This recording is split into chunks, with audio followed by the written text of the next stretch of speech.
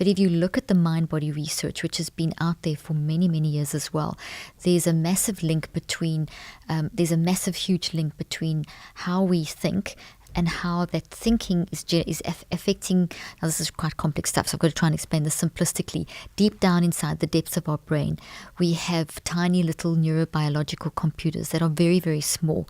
They're in the depths of the neurons of the brain, and our brain has about 100 billion neurons, and each of these neurons has about 10 billion things that are called microtubules, and these microtubules are made of little proteins that are, and there's millions and millions of them, as you can imagine, so they're really small. But the reason I'm sharing this with you is deep down in the depths of your brain, you've got these phenomenal, powerful neurobiological quantum computers, and those little quantum computers are the things that are working very hard as you're thinking. So you're always thinking, 24/7 you think. During the day you think to build thoughts as you're going through your daily life. At night time, when you're sleeping, those thoughts are being sorted out. That's why we dream.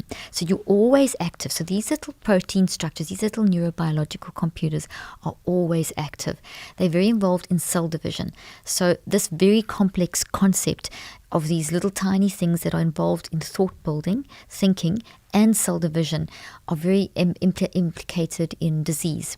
So that's what the latest research is showing, that if you think in a toxic way, you generate a toxic signal, the neurobiological computers can't work properly, cell division is affected, and we can start creating patterns of vulnerability in our brain and our body, which increase our chance of disease. So the research shows that it's about 75 to 98% of illnesses today come from how we're thinking. So even things like Alzheimer's, I mean, just the, I don't know if you're aware of this, Maria, but just the thinking or fearing getting Alzheimer's, and it's pretty easy to fear getting Alzheimer's. A lot of people do. Exactly. I mean, it's yes. On the rise, and it's all over the place, and we keep getting statistics shown at us.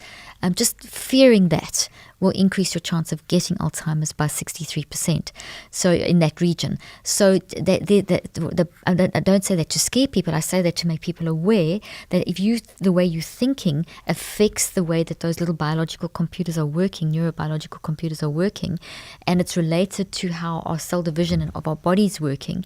So therefore, we've seen that our choices, what you think, what you feel, and what you choose, is going to affect the physical structure of your brain and your body. So if it's always in a toxic mode, you've increased your vulnerability through your thought life, which has then affected those little biological computers, which then control everything else. They're not working properly. So naturally your body's going to respond. So the genetic research shows that disease comes from generations passing through incorrect decisions which cause mutations. So mutations come through, add that to that toxic signals, and you have a breakdown in your body and an increased vulnerability.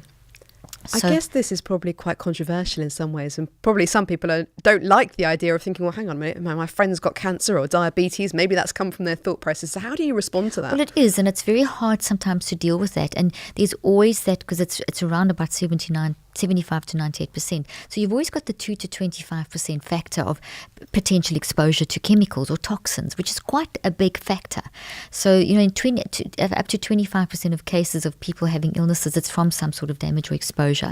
And it's very easy in our day and age to be exposed to chemicals and to be exposed to, things, but also childhood abuse. Child and growing up in abuse, it increases the whole vulnerability of the entire physical body to illness. So there is a strong link between cancer and early childhood abuse, trauma, PTSD, that kind of thing. And that's not, obviously, abuse is not anyone's fault. No one asked to be abused, but it creates, unfortunately, vulnerability in our lives. And this is why it's so important as humanity that we look out for each other, that we love each other, because the research shows very clearly that when you love each other, when you reach out in love, when you immerse people in love, just by being there in all the different ways that love can look like, you change a person's brain chemistry, you increase their resilience, you increase the ability for those little microbiological, neurobiological quantum computers to heal, to fix, to repair, to renovate, for cell division to change. So your healing can come into your body, strength can come back into your body. And then there's the other side that we need to also recognize that we do, it's very clear in biblically, I lay before you life and death, blessing, cursing, choose life so that you and your descendants may live.